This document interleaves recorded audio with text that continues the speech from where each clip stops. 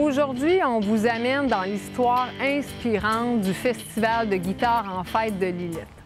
Jocelyn Ouellette, notre invité, retraité de la Corporation des arts et de la culture de Lillette, a consacré plusieurs années à mettre en lumière des artisans locaux.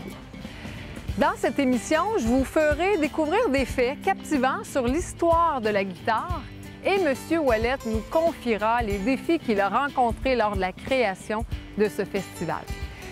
Nous avons aussi rencontré Chantal Gastonguay, présidente et bénévole depuis plusieurs années dans la corporation, qui aujourd'hui poursuit le flambeau de l'événement avec toute son équipe. Alors, le grand organisateur de cette soirée, Jocelyn Ouellette.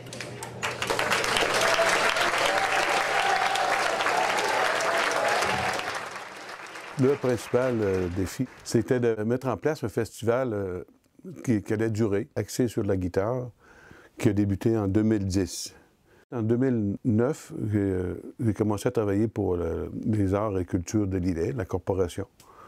Puis c'est là que m'est venue l'idée, étant donné qu'il y avait beaucoup de guitaristes que je connaissais, des musiciens depuis longtemps, un peu partout, pas juste en Chaudière-Appalaches. Je me suis dit, pour aider au financement de l'organisme, on pourrait organiser quelque chose de différent, d'un peu d'original. C'était de faire participer 25 guitaristes lors d'une soirée qui avaient droit à un tirage, le tirage d'une guitare bouchée en 2010. Si ça a pu fonctionner, c'est beaucoup grâce à Robin Boucher de Guitare Boucher, qui nous fournissait une guitare pour attirer les guitaristes, si on veut. 25 guitares en fête m'a donné l'idée de faire un festival axé sur la guitare. Le défi, c'était de faire une programmation très variée selon les genres musicaux.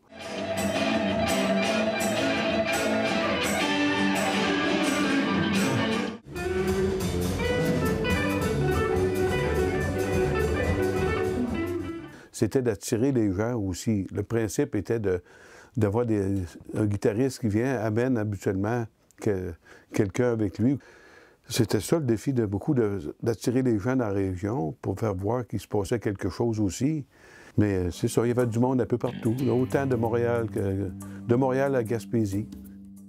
L'événement 25 guitares en fête qui avait été très populaire à l'époque, on sentait depuis quelques années un certain essoufflement par rapport à certaines personnes qui revenaient. Bon, on voulait peut-être un petit peu rafraîchir un peu l'événement et est arrivée la pandémie. Donc la pandémie nous a permis de dire, bon, obligatoirement, on doit faire une pause. Est-ce qu'on prend ce temps-là pour penser à une nouvelle stratégie, penser à renouveler un peu l'événement pour essayer de redonner un petit peu plus de vigueur là, à l'événement, puis aux gens aussi, aux spectateurs qui venaient y assister. Donc, il y a eu un arrêt et on s'est, après la pandémie, avec un nouvel élan, bon, la demande au café culturel et tout ça, on a pensé peut-être modifier cet événement-là en diverses prestations d'artistes locaux ici. Donc, c'est débuté depuis octobre dernier, ce café culturel-là, et éventuellement, ça pourrait, l'événement 25 guitares en fête pourrait renaître vraiment de façon différente, tout en gardant un partenariat aussi avec Guitare Boucher, qui est toujours très présent aussi dans le festival. Donc, c'est à suivre. Ça va évoluer avec le temps.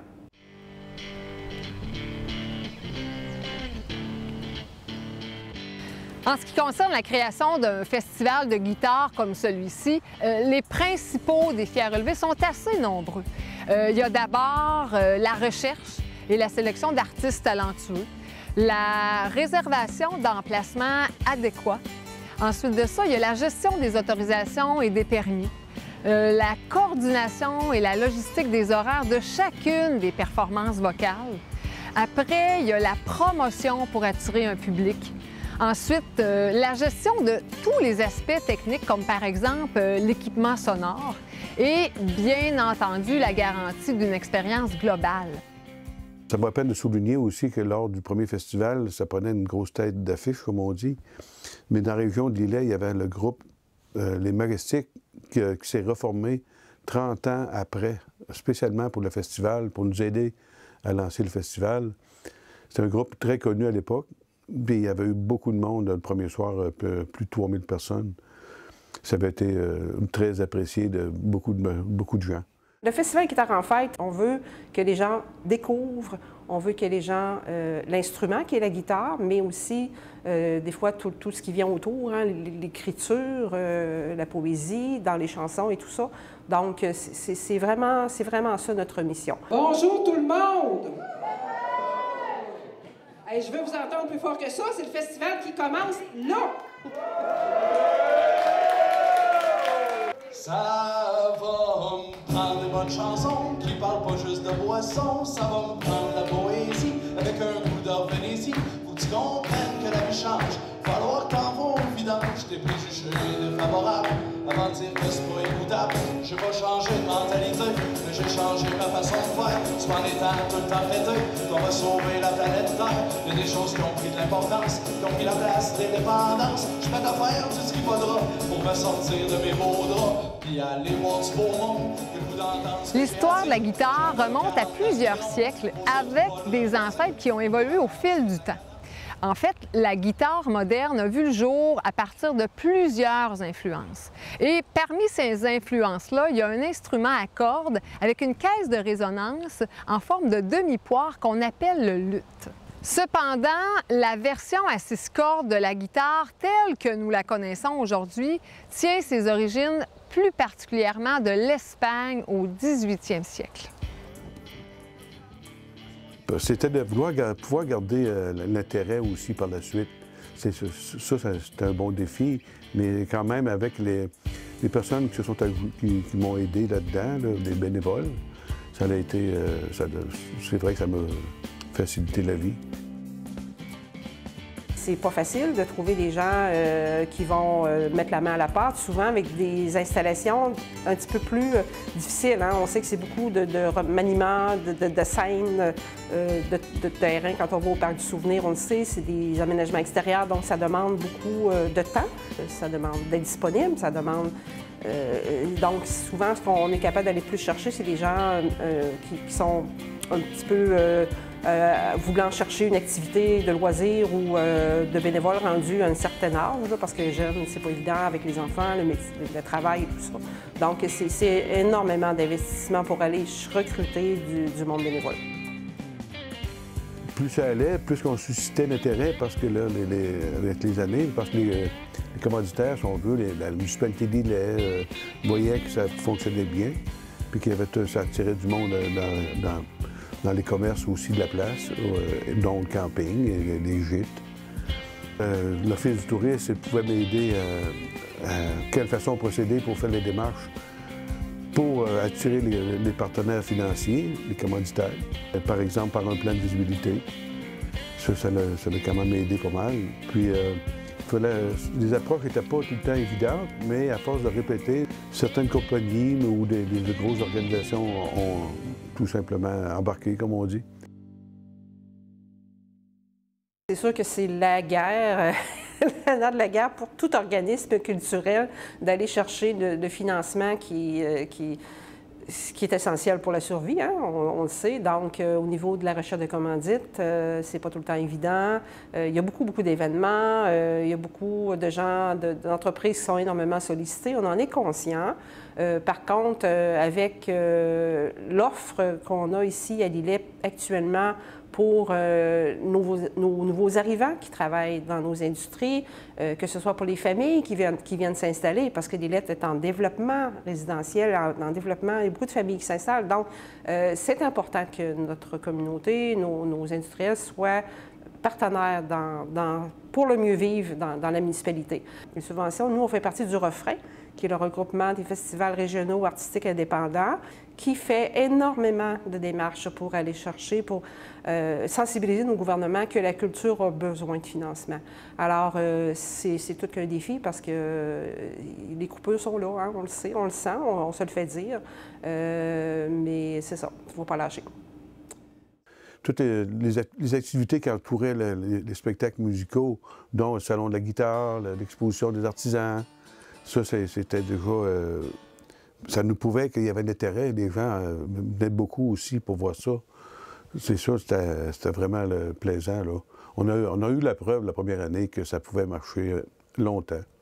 C'est encore, c'est encore le cas aujourd'hui.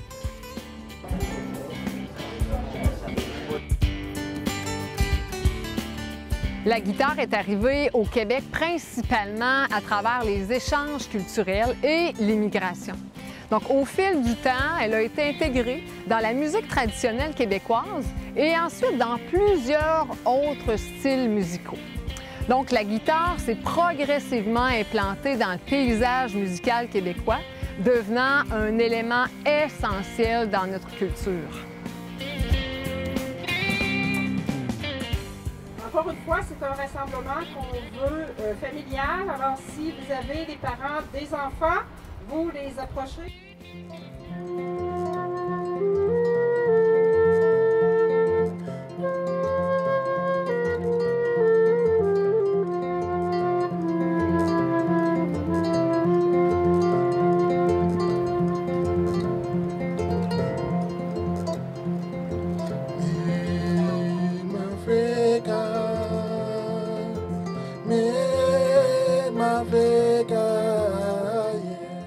Si ça n'avait pas été parti à l'époque avec Jocelyn, qui s'est entouré aussi de personnes vraiment qualifiées pour mener ça à terme, là, on n'en serait pas là aujourd'hui, ça n'existerait pas.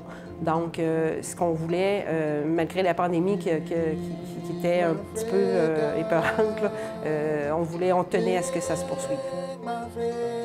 Le défi d'implanter un festival de guitare, on peut dire qu'il est relevé parce que l'intérêt est toujours là. Il y a toujours des gens qui viennent de partout au Québec, qu'on peut le voir, là, sa provenance des spectateurs.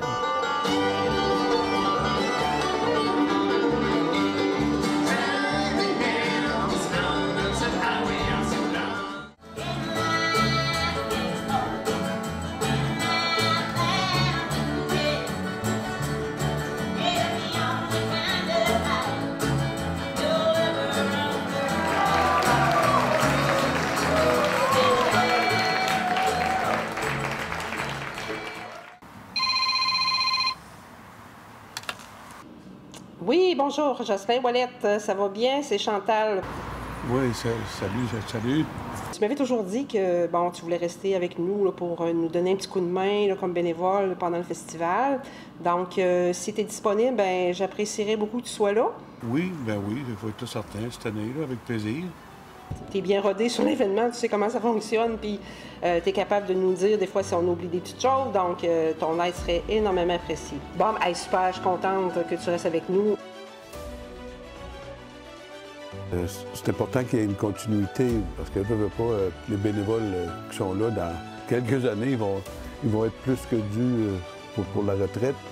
Mais il y a des bénévoles, oui, c'est ça le plus important. Là. Oui, les partenaires, je pense ils vont continuer à être là. Ça veut dire que c'est important qu'il y ait de la relève aussi pour pouvoir continuer, parce que ça a déjà une bonne base. Au fil du temps, la guitare s'est occupé une place significative dans l'histoire musicale. Dans notre émission, on peut constater que le défi relevé de M. Jocelyn Ouellette pour la création du festival Guitare en fête est devenu aussi un défi pour la présidente et le comité qui le chapeaute aujourd'hui et qui en assure sa pérennité. Donc, on peut dire un bravo à tous qui ont contribué et qui continuent encore à cette réussite.